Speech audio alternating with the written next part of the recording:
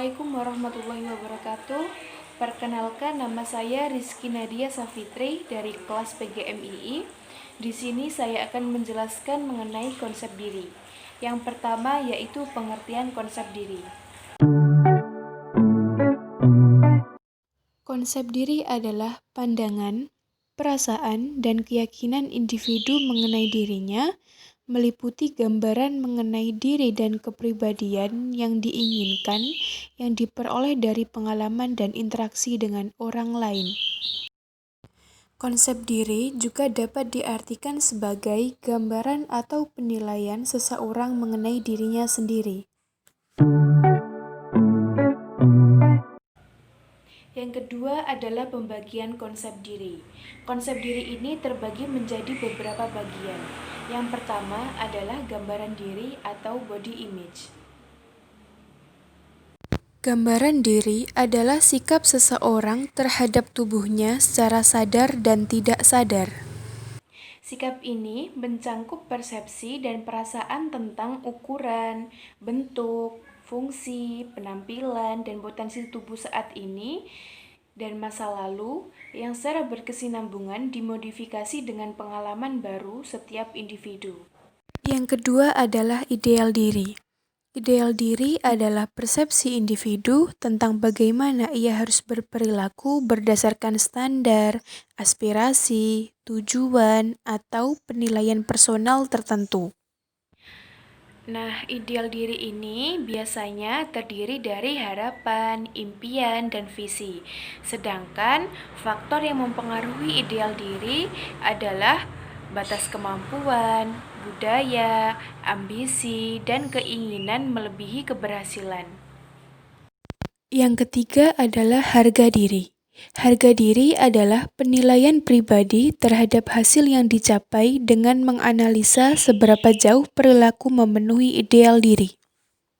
Nah, harga diri merupakan frekuensi pencapaian tujuan untuk mengukur konsep diri, baik konsep diri yang rendah maupun konsep diri yang tinggi.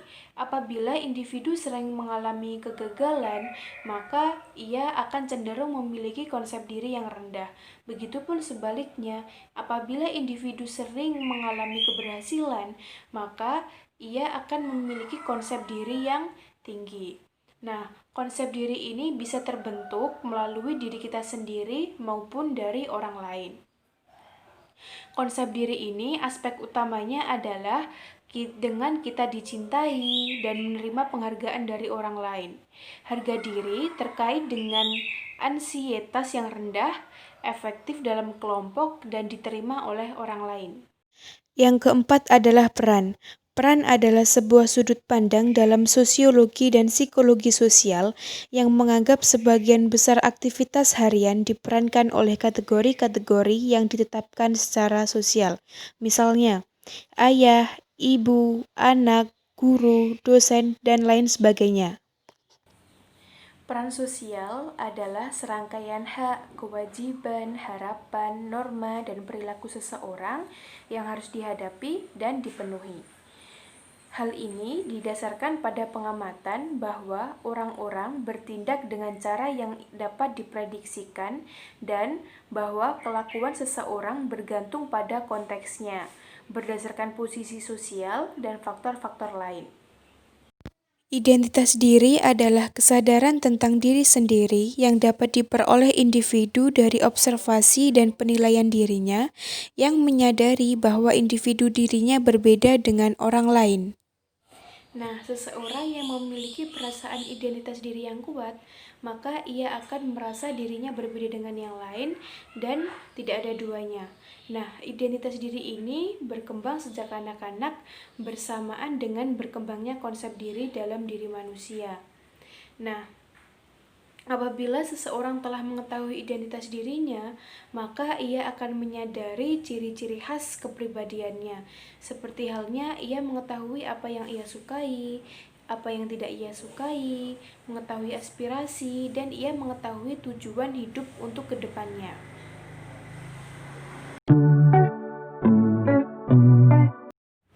Yang Yang ketiga, faktor-faktor yang mempengaruhi konsep diri. Konsep diri bukanlah faktor yang dibawa sejak lahir, melainkan faktor yang dibawa dan dipelajari oleh individu dalam berhubungan dengan individu yang lainnya. Adapun faktor-faktor yang mempengaruhi konsep diri. Yang pertama adalah keadaan fisik. Nah, keadaan fisik ini dapat mempengaruhi individu dalam mengembangkan konsep dirinya, yang mana seorang individu yang memiliki cacat tubuh, maka ia akan cenderung menilai dirinya dari hal yang negatif saja, sehingga muncul perasaan malu, minder, tidak berharga, dan perasaan ganjil.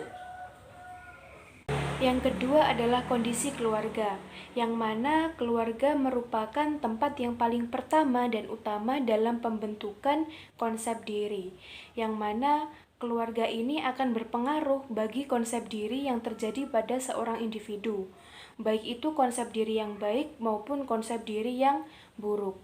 Apabila dalam keluarga itu selalu memberikan energi yang baik, seperti mereka selalu hidup rukun, terjadi keserasian antara mereka saling gotong royong satu sama lain, maka akan menciptakan suatu konsep diri yang baik.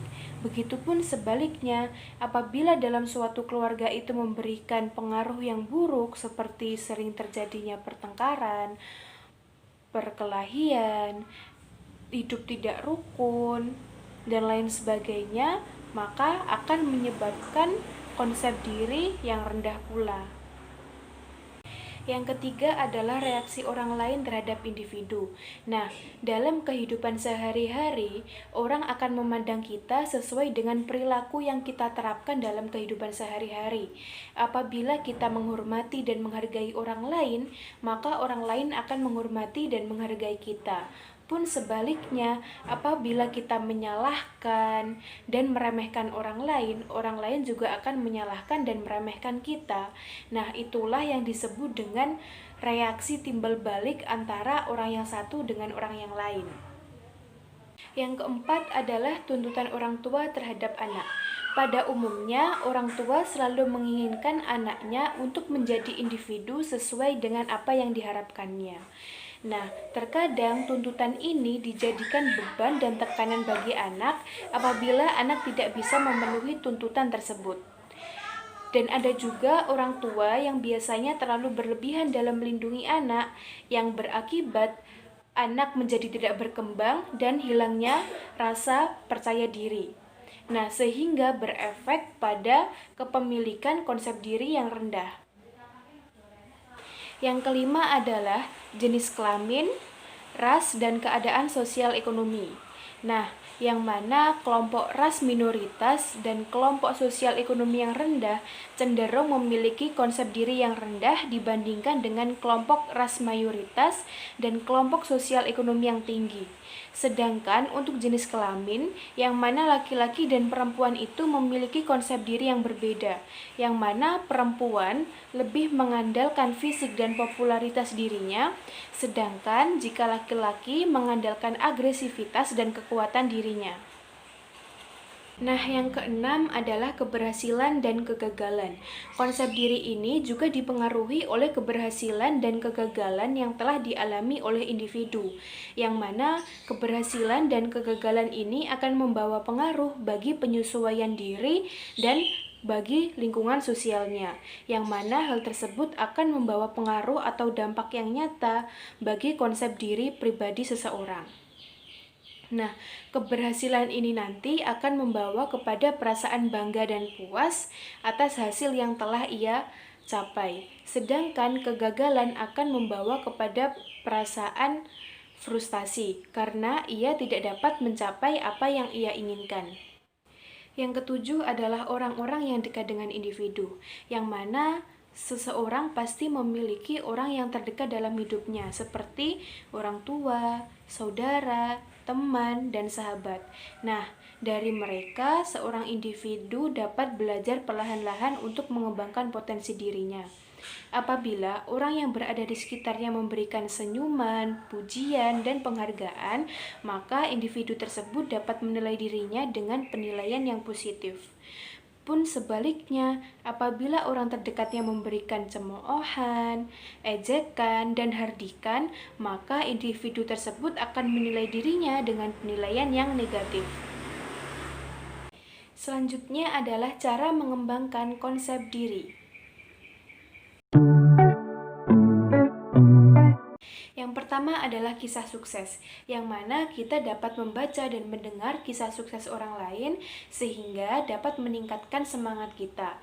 Nah, selain itu, kita juga bisa mengingat-ingat kembali kesuksesan apa yang pernah kita raih.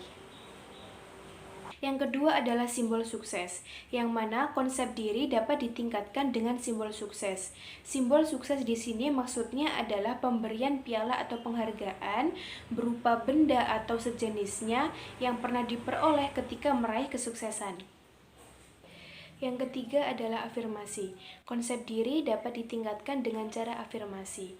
Afirmasi di sini maksudnya adalah self-talk atau berbicara dengan diri sendiri secara perlahan-lahan dan terus-menerus menggunakan kata-kata yang positif. Nah, dan di sini berbicaralah tentang apa yang menjadi pemahaman kita, apa yang menjadi penilaian kita, dan apa yang menjadi harapan kita. Yang keempat adalah penetapan tujuan. Nah, konsep diri ini juga dapat ditingkatkan dengan penetapan tujuan, yaitu dengan cara pembuatan rencana-rencana yang jelas. Nah, dengan hal tersebut, kita dapat menanamkan pada diri kita bahwa kita bisa mencapainya dan kita mampu untuk mencapainya.